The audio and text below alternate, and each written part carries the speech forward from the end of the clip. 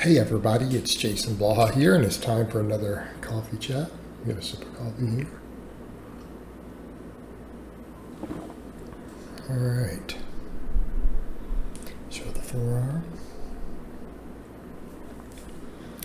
Weight's kind of swooshing around. I'm up a couple pounds this morning, but that happens, hit our little peaks and troughs.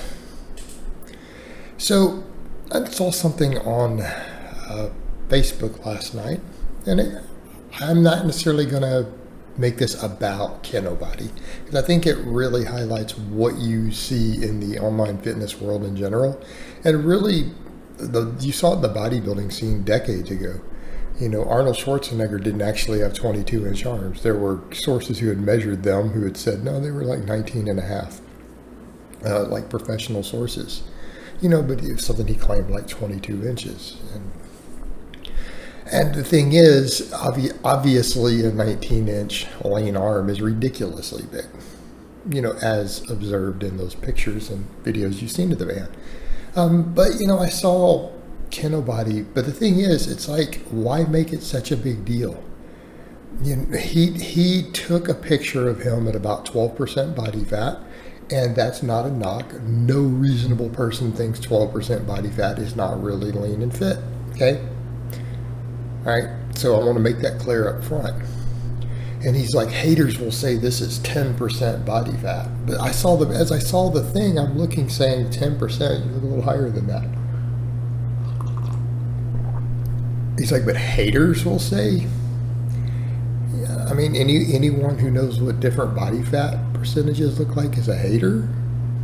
And then he claimed to be 6%. And I mean, objectively, no person educated at all in the human body, no reasonable person thinks that's 6% body fat, how he looked in the picture. Okay? He had what he advertises, which is the Hollywood physique. That's what the guy's advertised for freaking years and years and years, right? Hollywood physique. Well, he does have that. Okay? He is displaying what he advertises, the Hollywood physique. A 6% body fat would not be a Hollywood physique. If you were 6% body fat and your pictures were put up in a mainstream media outlet thing, people would call you disgusting. They would be like, that's so revolting. People would be typing, I wanted to vomit when I saw that. Because to the average person, 6% body fat is not aesthetic, it's disgusting. You will see women go, ooh, gross. Okay? And people say, well, what do you mean? What does 6% look like? Look at a contest ripped bodybuilder at contest time. Right? Think even like Joe Linder, some of the pictures before he passed of how he looked.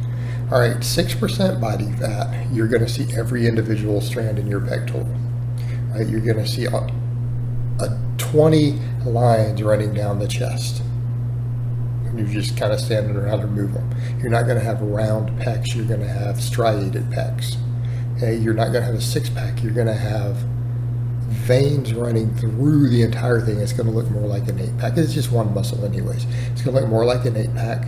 You're going to have all the intercostal serratus, everything sucked in to where you can see them with veins running through the entire thing. Okay, 6% body fat, you turn around, you're going to see the individual striations of the erectors.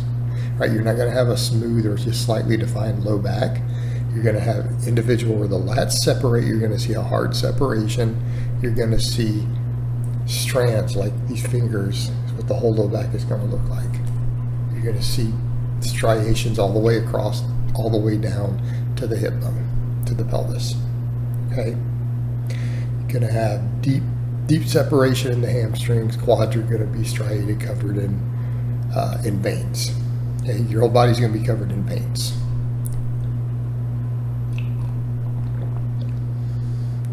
That you're going to be shredded. In his case there, he looked cut. Okay? He looked cut. The individual muscles all looked kind of smooth. They weren't striated and covered in veins. They were just smooth and round. And he looked, 180, 185 pounds, maybe 190, about 12% body fat. That's the Hollywood physique. That is what the man markets. You see where we're going here? That's what he markets. So why he needs to die on the hill of the number is crazy. And why do these fitness personalities always do this? This is my numbers, and if you think it's whatever, you're a hater. But it's like not being a hater, it's being objective.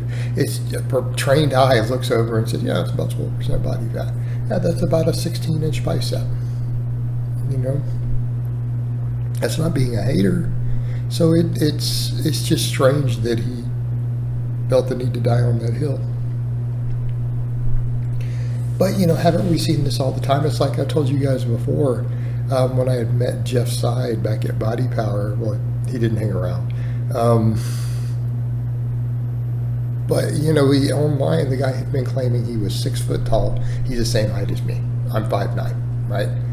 He was the same height as me. He wasn't an inch taller. Okay? But his numbers on the internet were 6 foot tall, 200 pounds, 18-inch arms. When in reality, it was closer to a 15 or 16-inch arm, but he weighed about 170 and was about 5'9", you know. Just ballpark estimate. I mean, I saw the guy. I've been doing this enough decades. I know what height and weights look like when you see them. It's hard to pick stuff out on camera, obviously.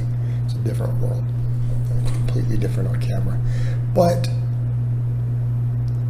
again, this is the way the industry works.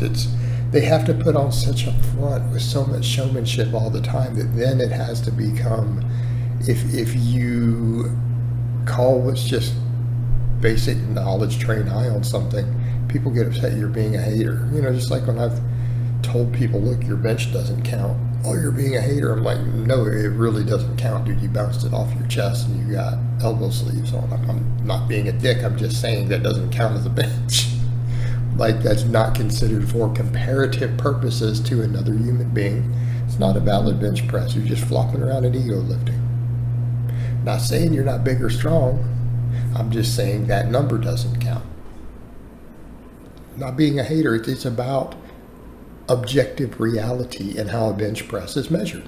Okay, and because competition is how you would compare a bench press, and something needs to be remotely competition legal. I think it has to be fully meet legal to be comparative, but you can't touch and go.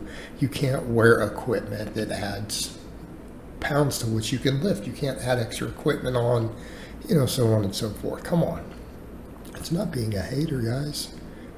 That's just dealing in objective reality, okay, with what can be proven, not speculation, not making up anything. There's no need to make up nonsense for that.